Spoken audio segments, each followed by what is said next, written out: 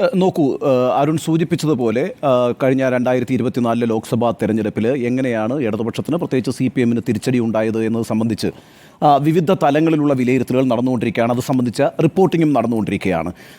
ഇന്ന് വളരെ സുപ്രധാനമായ 2 വാർത്തകൾ പുറത്തു വന്നിട്ടുണ്ട്. ഒന്ന്, CPM-ൻ്റെ ജനറൽ സെക്രട്ടറി ആയിരുന്ന പ്രകാശ് കാരാട്ട് പറഞ്ഞ ഒരു കൊട്ടേഷനാണ്. അദ്ദേഹം പറഞ്ഞിരിക്കുന്നത് പാർട്ടിക്ക് ജനങ്ങളുമായുള്ള ജൈവബന്ധം നഷ്ടമായി എന്നാണ്. ആരാണ് പറഞ്ഞിരിക്കുന്നത്? പ്രകാശ് കാരാട്ട്. എന്താണ് ഈ പ്രകാശ് കാരാട്ടിൻ്റെ ഒരു പ്രത്യേകത? നമുക്കറിയുന്നത് പോലെ CPM-ൻ്റെ വിഭാഗീയതയുടെ കാലത്ത് ആ ഔദ്യോഗിക പക്ഷത്തിനൊപ്പം ഉറച്ചു നിന്ന നേതാവാണ് അന്ന് CPM ജനറൽ സെക്രട്ടറി ആയിരുന്ന പ്രകാശ് കാരാട്ട്. പിണറായി വിജയൻ പക്ഷത്തിനോടൊപ്പമായിരുന്നു അദ്ദേഹം അന്ന് നിലപാടെടുത്തിരുന്നത്. മറുപക്ഷത്ത് നിന്നിരുന്ന ആളാണ് സീതാറാം യെച്ചൂരിയാണ് ഇപ്പോൾ പാർട്ടി ജനറൽ സെക്രട്ടറി. അപ്പോൾ അന്ന് ഔദ്യോഗിക പക്ഷത്തിനു വേണ്ടി നിലകൊണ്ട CPM-ൻ്റെ ജനറൽ സെക്രട്ടറി ആയിരുന്ന പ്രകാശ് കാരാട്ട് പറയുന്നു, കേരളത്തിലെ പാർട്ടിക്ക് ജനങ്ങളുമായുള്ള ജൈവബന്ധം നഷ്ടമായിരിക്കുന്നു എന്ന്. രണ്ടാമതൊരു പ്രസ്താവന, അത് ഈ തെരഞ്ഞെടുപ്പിന് ശേഷം ആ തെരഞ്ഞെടുപ്പിനെ വിലയിരുത്തിക്കൊണ്ട് ഡോക്ടർ തോമസ് ഐസക് നടത്തിയതാണ്. അദ്ദേഹം ഒരു ഫേസ്ബുക്ക് പോസ്റ്റിൽ പറഞ്ഞിരിക്കുന്നത് ജനങ്ങളുമായുള്ള ജീവൽ ബന്ധം പാർട്ടിക്ക് നഷ്ടമായിരിക്കുന്നു എന്നാണ്. ജനങ്ങളുമായുള്ള ജീവൽ ബന്ധം പാർട്ടിക്ക് നഷ്ടമായിരിക്കുന്നു. ഏറെക്കുറെ രണ്ടും ഒരേ വാക്കാണ് അല്ലേ? ജൈവബന്ധം, ജീവൽ ബന്ധം. എന്താണ് ഈ ജൈവബന്ധം അല്ലെങ്കിൽ ജീവബന്ധം എന്ന് പറയുന്നത്? നോക്കൂ, ഏത് പാർട്ടിക്കാണ് തെറ്റുപറ്റാത്തത്? അല്ലെങ്കിൽ ഏത് സർക്കാരിനാണ് തെറ്റുപറ്റാത്തത്? സർക്കാരുകൾക്ക് തെറ്റുപറ്റുമ്പോൾ, പാർട്ടികൾക്ക് തെറ്റുപറ്റുമ്പോൾ അവരെയൊക്കെ ശിക്ഷിക്കുന്ന ഒരു രീതി ജനങ്ങൾക്കുണ്ട്. ഇപ്പോൾ 2016 വലിയ വിവാദമായിരുന്നല്ലോ ബാർക്കോഴ, അതേപോലെ തന്നെ സോളാർ കേസ്. UDF-നെ ശിക്ഷിച്ചില്ലേ 2016?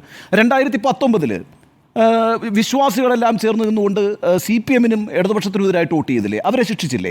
2021 വളരെ നല്ല പ്രവർത്തനം കാഴ്ചവെച്ച ഇടതുപക്ഷ സർക്കാരിനെ അംഗീകരിച്ചില്ലേ? അവർക്ക് തുടർഭരണം കൊടുത്തില്ലേ? അപ്പോൾ ഈ പറയുന്ന പാർട്ടികൾക്ക് തെറ്റുപറ്റാറുണ്ട്, സർക്കാരുകൾക്ക് തെറ്റുപറ്റാറുണ്ട്. അവരെ ഒന്നും സംസ്ഥാനത്ത് നിന്ന് തുടച്ചു നീക്കുന്ന ഒരു സ്വഭാവം സംസ്ഥാനത്തെ ജനങ്ങൾക്കില്ല. കാരണം എന്താണെന്നറിയോ? ജനങ്ങളുമായി അപ്പോഴും ഒരു കണക്ട് ഉണ്ടാവും. അതാണ് ഈ ജീവൽ ബന്ധം അല്ലെങ്കിൽ ജൈവബന്ധം എന്ന വാക്കുകൊണ്ട് ഉദ്ദേശിക്കുന്നത്. നിങ്ങൾ തെറ്റ് ചെയ്താലും നിങ്ങളെ അകറ്റി നിർത്തുന്ന ഒരു സ്വഭാവം ജനങ്ങൾക്കില്ല. നിങ്ങൾ തെറ്റ് തിരുത്തി വന്നാൽ നിങ്ങൾ അംഗീകരിക്കുകയാണ് പതിവ്. അങ്ങനെ അംഗീകരിക്കണമെങ്കിൽ ജനങ്ങളുമായി നിരന്തരമായൊരു സൗഹാർദ്ദപൂർണ്ണമായ ബന്ധമുണ്ടാകണം. അതിനെയാണ് ജീവൽ ബന്ധം എന്ന് പറയുന്നത്. ആ ബന്ധം അറ്റുപോയിക്കൊണ്ടിരിക്കുന്നു CPM എന്നുള്ള വേവലാതി പറയുന്നത് ആരാണെന്നറിയാവോ? CPM-ൻ്റെ വിമർശകരല്ല, CPM-ൻ്റെ ജനറൽ സെക്രട്ടറി ആയിരുന്ന പ്രകാശ് കാരാട്ടാണ്. CPM-ൻ്റെ മന്ത്രിസഭയിൽ മന്ത്രിയായിരുന്ന, ഇപ്പോൾ കേന്ദ്ര കമ്മിറ്റി അംഗമായ, ഈ തെരഞ്ഞെടുപ്പിൽ പത്തനംതിട്ടയിൽ മത്സരിച്ച ഡോക്ടർ തോമസ് ഐസക്കാണ്. അവരിൽ നിൽക്കുന്നില്ലല്ലോ ഈ വിമർശനം. നമ്മൾ ആരുമല്ലെന്നേ CPM-നെ കുറിച്ച് ശക്തമായ വിമർശനം ഉന്നയിച്ചിട്ടുള്ളത്. അതിവിടുത്തെ അണികളായിട്ടുള്ള ബ്രാഞ്ച് കമ്മിറ്റി അംഗങ്ങളാണ്, അണികളായിട്ടുള്ള ലോക്കൽ കമ്മിറ്റി അംഗങ്ങളാണ്, അണികളായിട്ടുള്ള ജില്ലാ കമ്മിറ്റി അംഗങ്ങളാണ്. അവരല്ലേ ഏറ്റവും രൂക്ഷമായ വിമർശനം ഈ പാർട്ടിക്കെതിരെയും മുഖ്യമന്ത്രിക്കെതിരെയും ഉന്നയിച്ചത്. അതുമാത്രമല്ലല്ലോ, CPM-ൻ്റെ ഘടകകക്ഷിയായിട്ടുള്ള CPI-യുടെ ജില്ലാ സമ്മേളനങ്ങൾ എന്തായിരുന്നു വിമർശനം ഉണ്ടായിരുന്നത്? പരസ്യമായിട്ടല്ലേ അവർ മുഖ്യമന്ത്രിക്കെതിരായിട്ട് വിമർശനം ഉണ്ടാക്കിയത്. ഈ മുഖ്യമന്ത്രിയും മന്ത്രിസഭ ഒന്നടങ്കവും മാറണമെന്ന് പറഞ്ഞിട്ടുള്ള ജില്ലാ കമ്മിറ്റികളുണ്ട് CPI-യുടെ. അതായത് CPI മന്ത്രിമാരടക്കം മാറിപ്പോകണം എന്ന് പറഞ്ഞിട്ടുള്ള ജില്ലാ കമ്മിറ്റികൾ. എന്തുകൊണ്ടാണ് ഒരു ഘടകകക്ഷിക്ക് അങ്ങനെ പറയേണ്ടി വരുന്നത്? ഇനി CPM-നുള്ളിൽ തന്നെ വന്നിട്ടുള്ള വിമർശനം എന്താണ്? ക്ഷേമ പെൻഷൻ കൊടുക്കാൻ കഴിഞ്ഞിട്ടില്ല, അവശ്യ വസ്തുക്കളുടെ ലഭ്യത ഉറപ്പാക്കാൻ കഴിഞ്ഞിട്ടില്ല, സർക്കാർ ജീവനക്കാർക്ക് DA കൊടുക്കാൻ കഴിഞ്ഞിട്ടില്ല. ശരിയാണ്, ഇങ്ങനെയുള്ള കാര്യങ്ങളെല്ലാം തന്നെ പാർട്ടിക്കും CPM-ൻ്റെ ഭരണത്തിനും തിരിച്ചടിയായിട്ടുണ്ട്. ആ ജനവികാരമാണ് ഈ തെരഞ്ഞെടുപ്പിൽ പ്രതിഫലിച്ചത് എന്ന് പറയുന്നതിനോടൊപ്പം തന്നെ മുഖ്യമന്ത്രിയുടെ ശൈലി എന്ന് പറയുന്ന ഒരു പ്രധാനപ്പെട്ട വിഷയമായി വിമർശനമായി ഉന്നയിക്കപ്പെട്ടില്ലേ? മുഖ്യമന്ത്രിയുടെ മാത്രമല്ലോ, പാർട്ടി നേതൃത്വത്തിലെ പലരുടെയും ശൈലി, പാർട്ടി പ്രവർത്തകരുടെ ശൈലി, ഇതെല്ലാം തിരുത്തേണ്ടതിൻ്റെ ആവശ്യകതയെക്കുറിച്ച് പാർട്ടി അണികൾക്ക് വ്യക്തമായ ബോധ്യമുണ്ട്. അവരതെല്ലാം തന്നെ അവർ പങ്കാളികളായിരിക്കുന്ന കമ്മിറ്റികളിൽ പറഞ്ഞിട്ടുണ്ട്.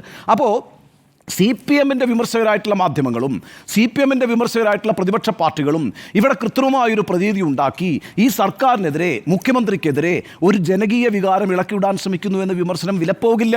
അത്തരത്തിലുള്ളൊരു വിമർശനത്തിൻ്റെ സാധ്യത അവിടെ നിലനിൽക്കുന്നുണ്ട്, അത് ഞാൻ തള്ളിക്കളയുന്നില്ല.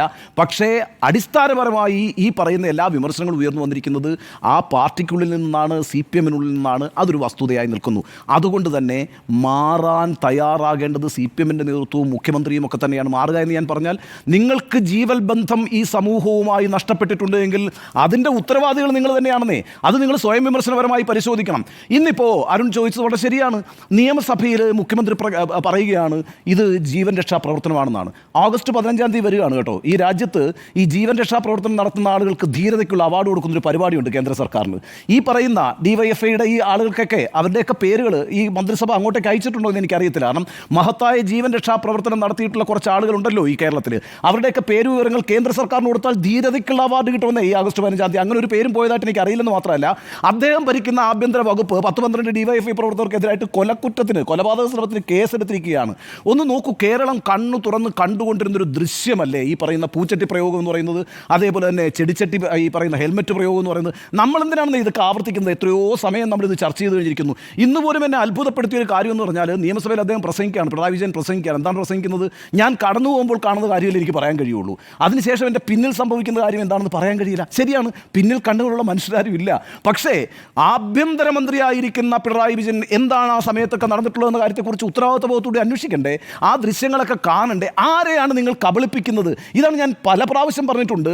ഇതൊരു ജീവൻ രക്ഷാപ്രവർത്തനമാണ്, മാതൃകാപരമായ ജീവൻ രക്ഷാപ്രവർത്തനമാണെന്ന് പറയുമ്പോൾ മുഖ്യമന്ത്രി പിണറായി വിജയൻ, നിങ്ങൾ കേരളത്തിലെ പൊതുജനങ്ങളുടെ കോമൺ സെൻസിനെയാണ് ചോദ്യം ചെയ്യുന്നത്. ഇവിടുത്തെ ജനങ്ങളെ പരിഹസിക്കുകയാണെന്നേ. ഇതൊരു ജീവൻ രക്ഷാപ്രവർത്തനമാണെന്ന് പറഞ്ഞാൽ മണ്ടന്മാരാണോ നമ്മൾ ഈ കണ്ടുകൊണ്ടിരിക്കുന്നവർ? ഈ ഒരു വികാരം, ഞാനീ പറയുന്ന വികാരം കേരളം പങ്കുവയ്ക്കുന്ന വികാരമാണ്, കേരളം പങ്കുവെച്ച് കഴിഞ്ഞ വികാരമാണ്. ആ വികാരത്തിൻ്റെ പ്രതിഫലനമാണെന്നേ ഈ 2024 തോൽവി എന്ന് പറയുന്നത്. നോക്കൂ, ക്ഷേമ പെൻഷൻ കൊടുത്തില്ല, ശരിയാണ്, അത് സംബന്ധിച്ചൊരു പ്രതിഷേധം ഉണ്ടാകും. പക്ഷേ അതിനെതിരായിട്ട് സമരരംഗത്ത് വന്ന അന്നക്കുട്ടിയെയും മറിയക്കുട്ടിയെയും എങ്ങനെയാണ് ചിത്രീകരിച്ചത്? അവരോടുള്ള പ്രതികരണം ഈ പാർട്ടിയുടെ എങ്ങനെയായിരുന്നു?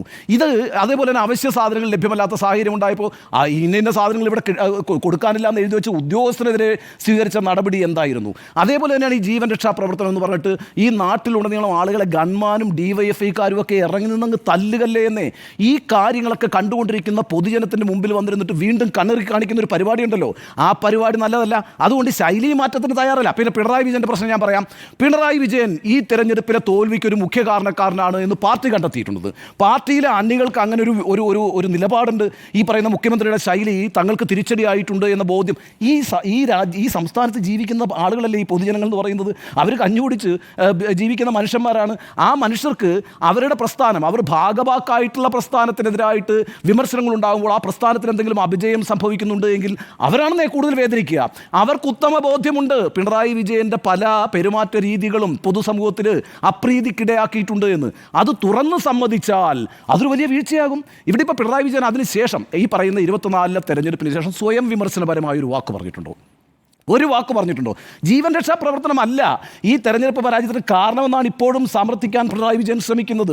അതേപോലെ അദ്ദേഹത്തിൻ്റെ ശൈലി അല്ല ഈ പറഞ്ഞ തെരഞ്ഞെടുപ്പ് പരാജയത്തിന് കാരണം എന്ന് പിന്നെ ഇപ്പോഴും സമ്മതിക്കുന്നില്ല. അങ്ങനെ സമ്മതിച്ചാൽ അതൊരു വലിയ പരാജയമാവും. എന്ന് മാത്രമല്ല, അദ്ദേഹം ഈ കഴിഞ്ഞ ഈ സമ്മേളനത്തിൽ വെച്ചിട്ട് നിയമസഭയിൽ പ്രതിപക്ഷത്തോട് പറയുന്നുണ്ട് മുഖ്യമന്ത്രിയെ മാറ്റാൻ എന്ന് പറഞ്ഞിട്ട് ഇങ്ങോട്ട് വരണ്ട എന്ന് പറയുന്നത്. അത് ഈ മുഖ്യമന്ത്രിയെ മാറ്റാൻ ഇങ്ങോട്ട് വരണ്ട എന്ന് പറയുന്നത് പ്രതിപക്ഷത്തോടല്ല കേട്ടോ, സത്യത്തിൽ പ്രതിപക്ഷത്തോടല്ല ഈ പറയുന്ന പിണറായി വിജയൻ പറഞ്ഞിരിക്കുന്നത്. അത് പാർട്ടി അണികൾക്ക് കൊടുക്കുന്ന ആഹ്വാനമാണ്.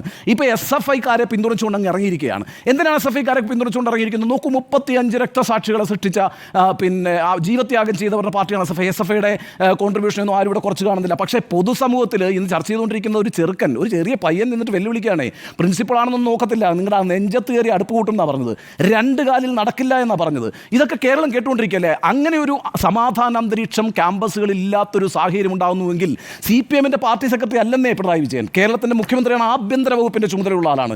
കേരളത്തിലെ ക്യാമ്പസുകൾ സമാധാനപൂർണ്ണമായിരിക്കാൻ, അങ്ങനെ സമാധാനപൂർണ്ണമാക്കി നിലനിർത്താൻ ഉത്തരവാദിത്തമുള്ളയാളാണ് പിണറായി വിജയൻ. പിണറായി വിജയൻ ഇങ്ങനെ സംസാരിച്ചുകൂടാ. നിങ്ങൾക്കൊരു പൊതുസഭയിൽ പോയിട്ട് പറയാം, കേരളത്തിൽ ഈ പറയുന്ന ഈ വിദ്യാർത്ഥി പ്രസ്ഥാനം നടത്തിയിട്ടുള്ള സംഭാവനകളൊക്കെ പറയാം, അവരുടെ കൂട്ടത്തിൽ നിന്ന് ആളുകൾ മരിച്ചു വീഴുന്നതിനെക്കുറിച്ച് പറയാം. നിയമസഭ ഒരു ഉത്തരവാദിത്തപ്പെട്ട സ്ഥലമാണ്. അവിടെ ആഭ്യന്തരമന്ത്രി എന്ന നിലയ്ക്ക് കൂടിയാണ് താങ്കൾ എഴുന്നേറ്റ് നിൽക്കുന്നത്. അപ്പോൾ താങ്കൾ കേരളത്തിലെ ക്യാമ്പസുകളിൽ സമാധാനം ഉറപ്പാക്കുന്നതിനുള്ള നടപടികൾ എന്ത് സ്വീകരിച്ചു എന്ന് പറയണം. ഈ കാര്യത്തെ അപലപിക്കണം. കാരണം വെച്ചാൽ ആർക്ക് അംഗീകരിക്കാൻ പറ്റുമെന്ന് ഇത്തരം പ്രസംഗങ്ങളും ഇത്തരം കൊലവിളികൾ നടക്കേണ്ട ഒരു സമൂഹമാണോ കേരളം എന്ന് പറയുന്നത്? നിങ്ങൾ ഈ കൊലവിളികളെ അംഗീകരിച്ചുകൊണ്ട്, നിങ്ങൾ ഈ കൊലവിളികളെ പ്രോത്സാഹിപ്പിച്ചുകൊണ്ട് ഒരു പ്രസംഗം നടത്തിയാൽ ആ നിമിഷം ജനം നിങ്ങൾക്കെതിരാകുമെന്നേ. അതിപ്പം പിണറായി വിജയൻ എന്നല്ല, ആര് ഈ രീതിയിൽ എവിടെ സംസാരിച്ചാലും ജനങ്ങളെതിരാകും. അതിനെ ബോധ്യപ്പെട്ടുകൊണ്ട് വേണം ഓരോ വാക്കുകളും പിണറായി വിജയൻ കൂടുതൽ ഉത്തരവാദിത്വമുണ്ട്. ആഫ്റ്റർ 2024 ഇലക്ഷൻ ഡിഫീറ്റ്, ഈ പറയുന്ന പരാജയത്തിന് ശേഷം കൂടുതൽ ഉത്തരവാദിത്വത്തോടുകൂടി പിണറായി വിജയൻ പെരുമാറണം. കാരണം പിണറായി വിജയനാണ് ഇന്ന് CPMൻ്റെ ഏറ്റവും തലമുതിർന്ന നേതാവ്, അല്ലേ? പ്രായം കൊണ്ട് തന്നെ ഏറ്റവും മുതിർന്ന നേതാവ്, പോളിറ്റ് ബ്യൂറോ അംഗമാണ്, ഏക മുഖ്യമന്ത്രിയാണ്. ആ അർത്ഥത്തിൽ വലിയ ഉത്തരവാദിത്വമുണ്ട്. ഇന്നും രാജ്യത്ത് എന്തെങ്കിലും ഒരു പ്രതീക്ഷ CPMന് ഇപ്പോഴുള്ളത് ഈ കേരള സംസ്ഥാനത്താണ്. ഞാനൊരു കാര്യം കൂടി പറഞ്ഞ് അവസാനിപ്പിക്കാം. 2004 ഞാൻ പശ്ചിമ ബംഗാളിൽ പോയിട്ടുണ്ട്. ജ്യോതി ബസുവിനെ ഇൻ്റർവ്യൂ ചെയ്യാനാണ് പോയത്. ആ തെരഞ്ഞെടുപ്പ് സമയത്ത് ജ്യോതി ബസുവിനെ ഇൻ്റർവ്യൂ ചെയ്യാൻ പോകുന്ന സമയത്ത് അന്ന് ബുദ്ധദേവ് ഭട്ടാചാര്യ മുഖ്യമന്ത്രിയാണ്. ഞാൻ കുറച്ച് കൽക്കട്ടയ്ക്ക് പുറത്ത് കുറച്ച് സ്ഥലങ്ങളൊക്കെ യാത്ര ചെയ്തിട്ടുണ്ട്, ഒരു ജേർണലിസ്റ്റ് എന്നുള്ളത് എനിക്ക് ഒരു കൗതുകം. ഞാൻ ആദ്യമായിട്ടാണ് ബംഗാളിൽ പോകുന്നത്. അരുണെ, ഞാൻ കണ്ടിട്ടുള്ളതാണ് അവിടെ എന്ന് പറഞ്ഞാൽ ഈ പോലീസ് സ്റ്റേഷൻ അടക്കം നിയന്ത്രിക്കുന്നത് അവിടുത്തെ ഈ ഏരിയ കമ്മിറ്റികളും ബ്രാഞ്ച് കമ്മിറ്റികളൊക്കെയാണ്. അങ്ങനെ അവിടുത്തെ ഈ പറയുന്ന മുഴുവൻ സംവിധാനങ്ങളുടെയും ചുമതലക്കാരായി നിൽക്കുന്നത് പാർട്ടിയാണ്. 2007 ഞാൻ ഒരിക്കൽ കൂടെ പോകുന്നുണ്ട് അവിടെ. അത് നന്ദിഗ്രാം റിപ്പോർട്ട് ചെയ്യാനായിരുന്നു. നന്ദിഗ്രാം കലാപം ഉണ്ടായ സമയത്ത് നേരെ തിരിഞ്ഞു വന്നേ ജനം. അപ്പോഴൊക്കെ ഈ തകർച്ച ആരംഭിച്ചു കഴിഞ്ഞിരുന്നു. എന്താണെന്ന് വെച്ചാൽ നമ്മൾ പണ്ട് കേരളത്തിൽ കമ്മ്യൂണിസ്റ്റ് പാർട്ടി ഭരിക്കാൻ വരുമ്പോൾ കേൾക്കുന്ന ഒരു ആരോപണമുണ്ട്, ഈ സെൽ ഭരണം എന്നൊരു വാക്കുണ്ട്. സെൽ ഭരണമാണ് നടക്കുക എന്ന് പറയുന്നത്. അത് ശരിയാണ് കേട്ടോ. ഈ പറയുന്ന കമ്മ്യൂണിസ്റ്റ് പ്രസ്ഥാനങ്ങൾ ഏതൊക്കെ ലോകത്ത് എവിടെയൊക്കെ ഭരിച്ചിട്ടുണ്ടോ അപ്പോഴൊക്കെ പാർട്ടി മെഷീനറിയാണ് ആ എല്ലാ സംവിധാനങ്ങളെയും ചലിപ്പിക്കുക. അവർക്കൊരു നിരീക്ഷണം ഉണ്ടാകും, അവർക്കൊരു സർവേലൻസ് ഉണ്ടാകും, അങ്ങനെയൊക്കെയാണ് പ്രവർത്തിക്കുക. ഇവിടെയും അങ്ങനെ സംഭവിച്ചിട്ടുണ്ട്. ഇപ്പോൾ എന്താ സംഭവിക്കുന്നത്? പാർട്ടിയുടെ തുടർ അധികാരം എന്ന് പറയുന്നത് വല്ലാത്തൊരു ധാർഷ്ട്യത്തെ സൃഷ്ടിച്ചിരിക്കുന്നു എന്നുള്ളതാണ്. അതിൻ്റെ ഒരു കാരണം മാത്രം പറഞ്ഞുകൊണ്ട് ഞാൻ അവസാനിപ്പിക്കാം. ഈ 2021 രണ്ടാം വരവുണ്ടല്ലോ, ആ രണ്ടാം വരവിന് ശേഷം നമ്മൾ ഈ പറയുന്ന CPM-ൻ്റെ ഒരു വിലയിരുത്തലുണ്ട്. എന്താണ് CPM-ൻ്റെ വിലയിരുത്തൽ? UDF ദുർബലമായിരിക്കുന്നു. അതിനൊരു കാരണമുണ്ട്. കാരണം വെച്ചാൽ UDF-ൽ ഏറ്റവും പ്രധാനപ്പെട്ട ഒരു ഘടകകക്ഷിയാണല്ലോ കേരള കോൺഗ്രസ് എം. അത് നേരെ LDF-ലേക്ക് വന്നു. കേരള കോൺഗ്രസ് എം വരുമ്പം പത്തനംതിട്ട, ഇടുക്കി, കോട്ടയം, എറണാകുളം ഈ 4 ജില്ലകളിൽ എന്തായാലും നല്ലൊരു വോട്ട് ബാങ്ക് ഉണ്ട് അവർക്ക്. അപ്പോൾ ആ വോട്ട് ബാങ്ക് പോകത്തില്ലെന്ന് മാത്രമല്ല, കേരള കോൺഗ്രസ് എം പ്രതിനിധാനം ചെയ്യുന്നൊരു സമുദായ വിഭാഗം കൂടി ഷിഫ്റ്റ് ചെയ്യുകയാണ് പിന്നെ LDF-ലേക്ക്. അതിനോടൊപ്പം തന്നെ ഈ പിന്നാക്ക ഹിന്ദു വിഭാഗങ്ങളുടെയും പട്ടികജാതി പട്ടികവർഗ വിഭാഗങ്ങളുടെയും ഒക്കെ ഒരു പിന്തുണ, ഒരു വോട്ട് ബാങ്കായിട്ട് അവിടെ നിൽക്കുന്നുണ്ട്, CPM-ൻ്റെ കയ്യിലുണ്ട്. മാത്രവുമല്ല, സമസ്തയിൽ പോലും ആശയക്കുഴപ്പം ഉണ്ടാക്കാൻ CPM-ന് കഴിഞ്ഞുന്നേ. സമസ്തയിൽ ഒരു വിഭാഗം പരസ്യമായിട്ട് തന്നെ ഇടതുപക്ഷമാണ് നന്നായിട്ട് ഫാസിസ്റ്റ് പ്രതിരോധിക്കുന്നത് എന്ന് പറഞ്ഞുകൊണ്ട് ഈ തെരഞ്ഞെടുപ്പ് കാലത്ത് വരെ വളരെ ഭംഗിയായി വന്ന് നിന്നിരുന്നല്ലോ. അപ്പം മുസ്ലിം ന്യൂനപക്ഷ വിഭാഗങ്ങളിൽ ഒരു നല്ല ശതമാനം കൂടി ഇപ്പുറത്തേക്ക് വരുന്നു എന്നുള്ള ഒരു ചിന്തയും ഉണ്ടായി. അപ്പോൾ എന്തൊരു മനോഹരമായ സോഷ്യൽ എഞ്ചിനീയറിംഗ് ആണ്. നോക്ക്, ഇവിടെ ഇങ്ങനൊരു സാമുദായിക ചേരുവ വന്നാൽ പിന്നെ UDF-ന് അധികാരത്തിൽ വരാൻ കഴിയില്ല, നടക്കില്ല. കോൺഗ്രസിന് ഒരു ഉയർത്തെഴുന്നേൽപ്പ് സാധ്യമല്ല. അപ്പോൾ എന്താണ്? ഭരണ തുടർച്ചകളുടെ ഒരു ഘോഷയാത്ര സംഭവിക്കാനിരിക്കുന്നു എന്നാണ് വിലയിരുത്തിയിട്ടുള്ളത്. പ്രശ്നം എന്താണെന്ന് വെച്ചാൽ എപ്പോഴും ജനവികാരം തിരിയുന്നത് എങ്ങനെയാണെന്ന് അറിയാം, ഒറ്റ സെക്കൻഡോട് സ്വിച്ചിടുന്ന വേഗത്തിലാണ്. അതാണ് 2019. 2016 അധികാരത്തിലേറ്റി. 2019 ജനവികാരം എന്താണ്? ഈ പറയുന്ന എല്ലാ സാമുദായിക കോമ്പിനേഷനും അപ്പോഴുണ്ട്. ഈ കേരള കോൺഗ്രസ് എം വന്നിട്ടില്ല എന്ന് മാത്രമേ ഉള്ളൂ, പക്ഷേ കോമ്പിനേഷൻ ഉണ്ട്. അപ്പോൾ എന്താ സംഭവിച്ചത്? ഒരു ജനവികാരം വന്ന് തൂത്തുവാരി ഒരു കൊടുങ്കാറ്റ് പോലെ അങ്ങ് മറിച്ചിടുകയാണ് ചെയ്യുന്നത്. ഈ പറയുന്ന പിന്നെ കേന്ദ്രത്തിൽ ഇപ്പോൾ സംഭവിച്ചത് എന്താണ്? കേന്ദ്രത്തിൽ സംഭവിച്ചത് ഇത് തന്നെയാണ്. അതായത് എല്ലാത്തരം നല്ല സാമുദായിക കോമ്പിനേഷൻ ചെയ്തു. ഇപ്പോൾ ദ്രൗപദി മുർമു ഗോത്ര വിഭാഗത്തിൽപ്പെട്ട ഒരാളാണ് അല്ലേ? അതേപോലെ പിന്നെ നരേന്ദ്രമോദി OBC ആണ്.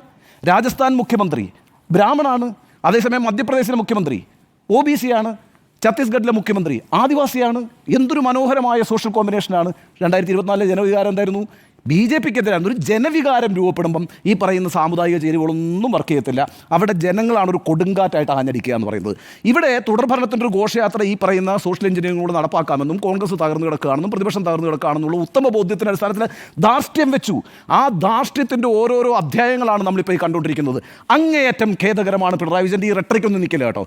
ഞാൻ ജനങ്ങളുടെ ദാസനാണെന്ന് പറഞ്ഞാൽ ജനങ്ങളുടെ ദാസനാണെന്ന് നിങ്ങൾ പറയുമ്പോൾ അത് ജനങ്ങൾക്ക് ബോധ്യപ്പെടണം. നിങ്ങൾ വെറുതെ റെട്രിക്ക് പറഞ്ഞിട്ട് കാര്യമില്ല. ഈ ഉമ്മൻചാണ്ടി പറയുന്നൊരു കാര്യം, നിങ്ങളൊരു കാര്യം പറഞ്ഞാൽ മാത്രം പോരാ, അത് നിങ്ങളൊരു കാര്യം ചെയ്താൽ മാത്രം പോരാ, അത് ചെയ്തു എന്ന് ജനങ്ങളെ ബോധ്യപ്പെടുത്തുകയും വേണം. ആ അർത്ഥത്തിൽ ഈ പറയുന്ന നിയമസഭയിൽ ഇന്ന് പിണറായി വിജയൻ ദാസനായി അവതരിച്ചിട്ടുണ്ടെങ്കിൽ അത് ജനം ഉൾക്കൊള്ളില്ല. കാരണം അതിന് തൊട്ട് മുമ്പും അതിനുശേഷമൊക്കെ അദ്ദേഹം പറഞ്ഞുകൊണ്ടിരിക്കുന്നത് അദ്ദേഹത്തിൻ്റെ നിലപാടുകൾ തന്നെയാണ്. നിലപാടുകൾ പറയുന്നതിനകത്ത് കുഴപ്പമൊന്നുമില്ല. ആ നിലപാടിനെതിരായിട്ടൊരു ജനവികാരം രൂപപ്പെട്ടിട്ടുണ്ടെങ്കിൽ ഉത്തമനായ ഒരു കമ്മ്യൂണിസ്റ്റ് പ്രവർത്തകൻ ചെയ്യേണ്ടത് എനിക്കുള്ള കുഴപ്പം എന്താണെന്ന് ആത്മപരിശോധന നടത്തുകയും വിമർശനവും സ്വയം വിമർശനവും ഉണ്ടല്ലോ, അങ്ങനെ സ്വയം വിമർശനപരമായി വിലയിരുത്തിക്കൊണ്ട് മുന്നോട്ട് പോകണം. ഇല്ല എങ്കിൽ എന്താ പ്രശ്നം എന്ന് വെച്ചാൽ ഈ പറയുന്ന 2 വരികളിൽ ഞാൻ ഉറച്ചു നിൽക്കുന്നു. ഒന്ന്, പ്രകാശ് കാരാട്ട് പറഞ്ഞത് സത്യമാണ്. ഈ പാർട്ടിക്ക്, CPM എന്ന് പറഞ്ഞ പാർട്ടിക്ക് ജൈവബന്ധം നഷ്ടമായിരിക്കുന്നു. അവർ ഈ ജനങ്ങളിൽ നിന്ന് അകന്നു പോകുന്ന ഒരു അവസ്ഥയുണ്ടായിരിക്കുന്നു. ജീവൽ ബന്ധം നഷ്ടമായിരിക്കുന്നു എന്ന് പാർട്ടിക്ക് നഷ്ടമായിരിക്കുന്നു എന്ന് തോമസ് ഐസക് പറയുന്നു. ബ്രാഞ്ച് കമ്മിറ്റി മുതൽ കേന്ദ്ര കമ്മിറ്റി വരെ ഉണ്ടോ ഈ വിമർശനം കേട്ടോ. കാരണം കഴിഞ്ഞ കേന്ദ്ര കമ്മിറ്റിയിൽ ഇവിടുന്ന് പോയിട്ട് അവതരിപ്പിച്ച റിപ്പോർട്ട് എന്താണെന്നറിയോ? അടിസ്ഥാന വിഭാഗങ്ങളുടെ വോട്ടിൽ ചോർന്നു പോയി എന്നാണ്. അവിടുന്ന് ഇങ്ങോട്ട് വന്ന ചോദ്യം എന്താണെന്നറിയോ? നിങ്ങൾ സ്വയം വിമർശനം നടത്തിയിട്ടുണ്ടോ എന്നാണ്. അതായത് നിങ്ങൾ ഈ സമുദായ വോട്ടുകൾ പോയി എന്നൊക്കെ പറയുന്നു ഒന്നും അതിൻ്റെ ഒരു യാഥാർത്ഥ്യം അവിടെ നിൽക്കുമ്പോൾ തന്നെ ഓർക്കേണ്ട ഒരു കാര്യം, നിങ്ങൾ ഈ റിപ്പോർട്ടിൽ സ്വയം വിമർശനം നടത്തിയിട്ടില്ല എന്നുള്ളതാണ്. ഭരണവിരുദ്ധ വികാരം പറഞ്ഞിട്ടില്ല, അതേപോലെ തന്നെ ശൈലിയുടെ പ്രശ്നം പറഞ്ഞിട്ടില്ല, അപ്രീതി ഉണ്ടായിട്ടുള്ളത് പറഞ്ഞിട്ടില്ല.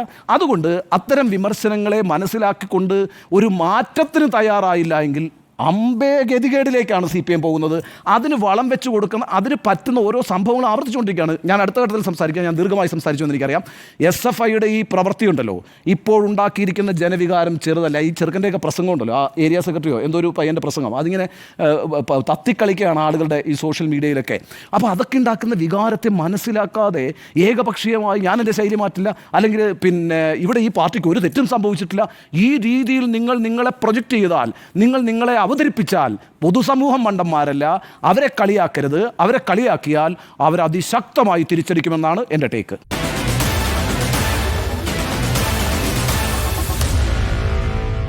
Meet the editors.